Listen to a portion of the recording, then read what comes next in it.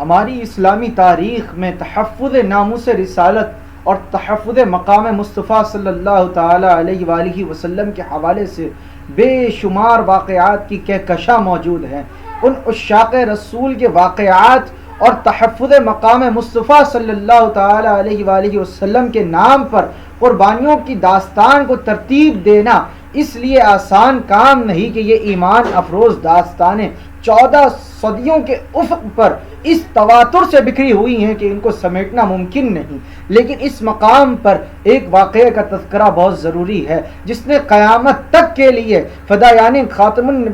نبوت کو محبوب خدا خاتم الانبیاء حضرت محمد مصطفیٰ صلی اللہ تعالی علیہ وآلہ وسلم کی ذات مبارکہ کی عزت و حرمت کی حفاظت کے لیے قربانیوں کا ایک نیا لاہ عمل دیا ہے۔ اس اہم اور لازوال واقعے کا کردار مدینۃ النبی کی وہ بلند ہمت اور سعید قسمت خاتون ہیں جو آج بھی اسلامی تاریخ کے صفحات میں زندہ و جاوید ہیں، اور جس نے اپنی بے مثال محبت رسول کی بدولت تحریک تحفظ ناموس رسالت کو ایک نیا عنوان عطا کیا ہے۔ بقول شاعر جگر راہ وفا میں نقش ایسے چھوڑ آیا ہوں،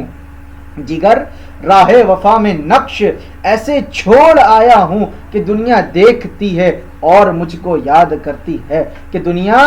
دیکھتی ہے اور مجھ کو یاد کرتی ہے۔ اسلامی تاریخ کی یہ سعید قسمت اور بلند ہمت خاتون ام سعد ہے جو اس غزوہ احد میں اپنے آقا و مولا حضرت محمد مصطفیٰ صلی اللہ تعالی علیہ وآلہ وسلم کی شہادت کی افواہ سن کر مدینہ منورہ سے روتی ہوئی چلی۔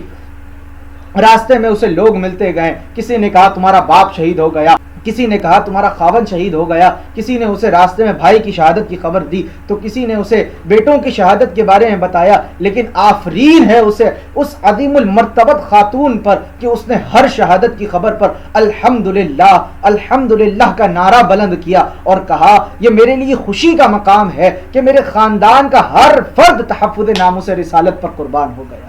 یہ میرے لیے خوشی کا مقام ہے کہ میرے خاندان کا ہر فرد تحفظ ناموس رسالت پر قربان ہو گیا، مگر اے بتانے والے میں نے تم سے تو ان کے بارے میں پوچھا ہی کب تھا، میرا تو فقط تم سے ایک ہی سوال ہے کہ تم مجھے یہ بتاؤ کہ میرے آقا و مولا خاتم النبیین رحمت للعالمین صلی اللہ تعالی علیہ وآلہ وسلم کیسے ہیں۔ مجھے تو صرف جانے کائنات کی خیریت مطلوب ہے، جبکہ تم مجھے میرے اہل خانہ کی خبر دے رہے ہو، اور جب اسے اپنے آقا و مولا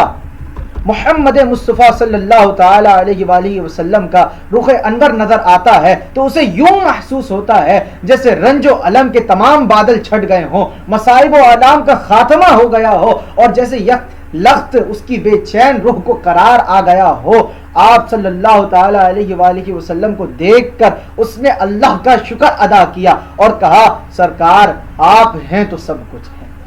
اس نے جملہ ادا کیا کیا، جملے کی گہرائی دیکھیے آپ، سرکار آپ ہیں تو سب کچھ ہیں، رب کعبہ کی قسم دھر میں کچھ بھی نہ بچے،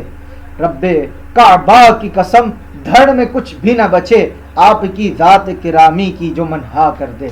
آپ کی ذات گرامی کی جو منہا کر دے۔